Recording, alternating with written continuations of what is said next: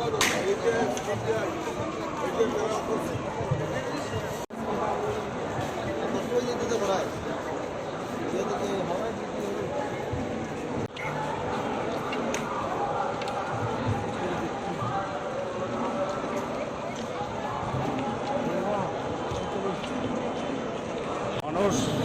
তৈরি আছে ভোট দেওয়ার জন্য।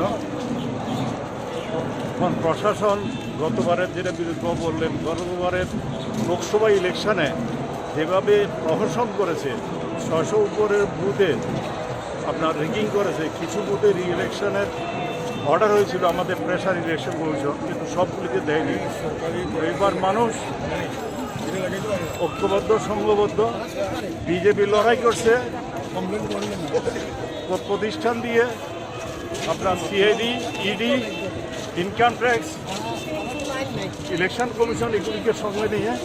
আর মানুষ আছে ইন্ডিয়ার সঙ্গে, এবং মানুষের সঙ্গে নরেন্দ্র মোদীর জোট, যেটা নরেন্দ্র মোদীর সঙ্গে মানুষ নেই। নরেন্দ্র মোদীর সঙ্গে এখন জোটটা হয়েছে সিবিআই, ইডি, এগুলি নিয়ে। আর কংগ্রেস লেড ইন্ডিয়া, সেটার সঙ্গে আছে মানুষ। মানুষ নিশ্চিতভাবে গণতন্ত্র এবং সংবিধান রক্ষার জন্য এই ইলেকশনের জবাব দেবে, এবং আমি বিশ্বাস করি এখানে হারবে দুটো সিট বিজেপি। সবাই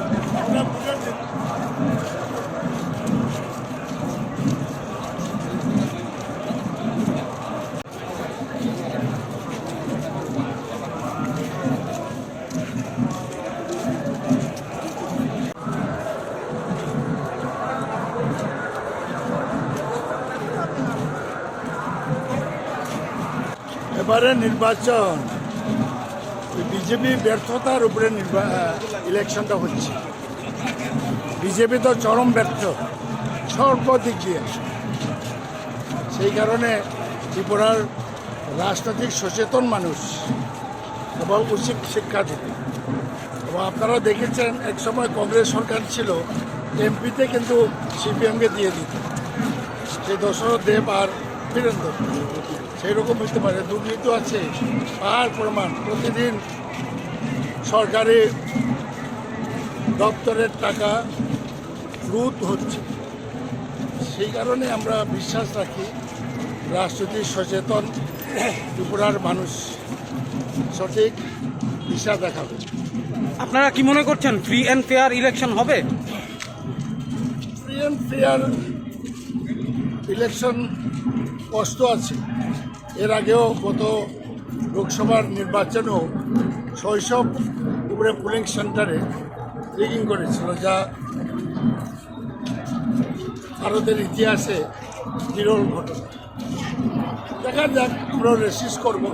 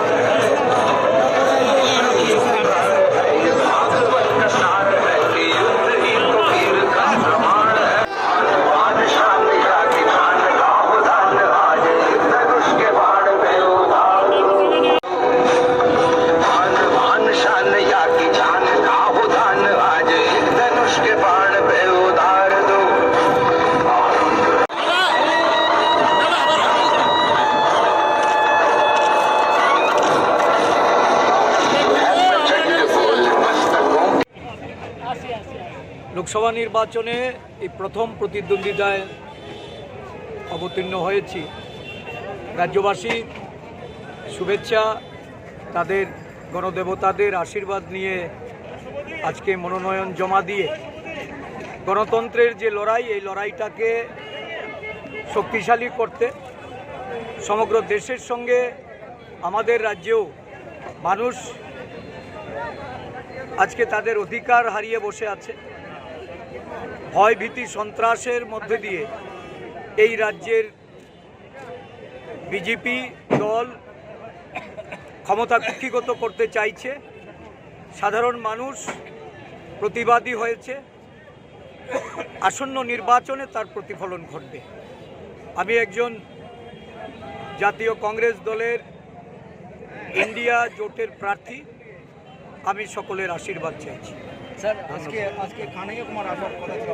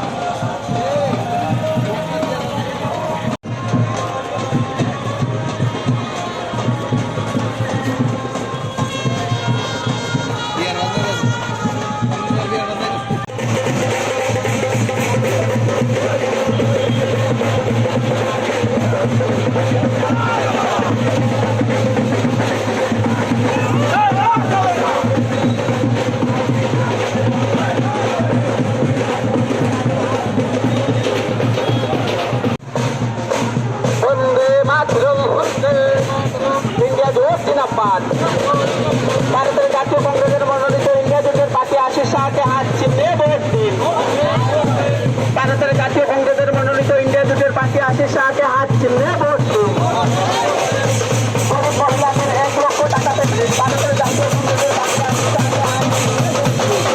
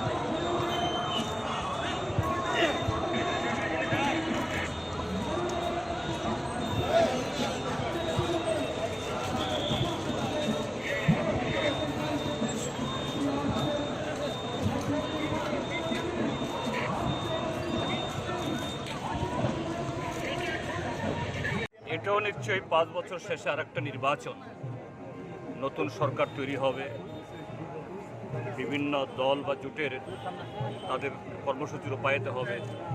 কিন্তু এবারে নির্বাচন শুধু নতুন সরকার তৈরি করার সেই ভোটের মধ্যে সীমাবদ্ধ নেই। একদিকে হলো আমরা ইন্ডিয়া ব্লক, দেশপ্রেমিক এবং যারা দেশ রক্ষার দেশভক্ত মানুষের জোট, আরেকদিকে হলো যারা দেশকে লুট করছে।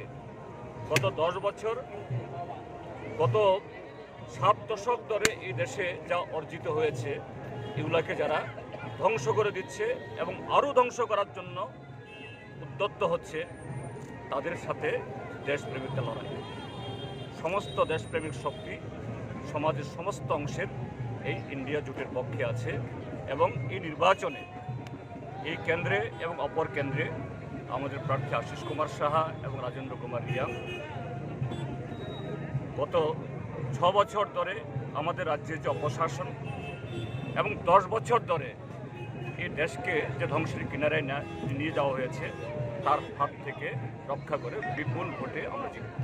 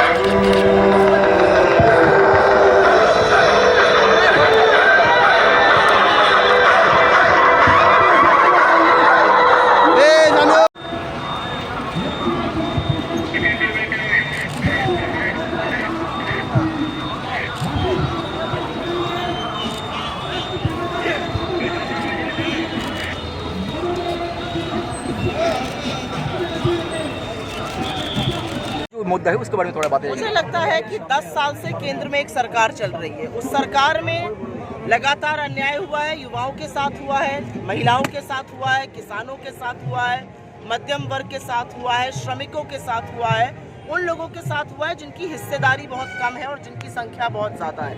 हमारा पूरा जो चुनाव है और हमारे घटक दलों के साथ मिलकर जो हम चुनाव लड़ रहे हैं, हम न्याय की बात कर रहे हैं। महिला के साथ न्याय होना चाहिए, किसान के साथ होना चाहिए, युवा के साथ होना चाहिए, श्रमिकों के साथ होना चाहिए, दलित, शोषित, वंचित, आदिवासी, पिछड़ों के साथ न्याय होना चाहिए। हमारा पॉजिटिव कैंपेन है।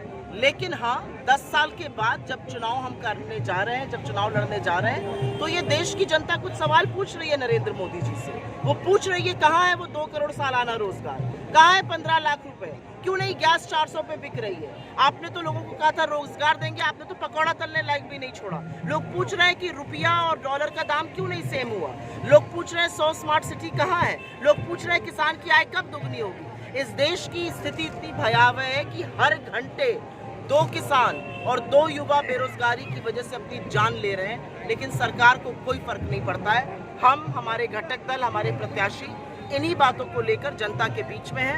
हमारा एक प्लान है और उसी को आगे लेकर हम बढ़ रहे हैं। मैडम थोड़ी देर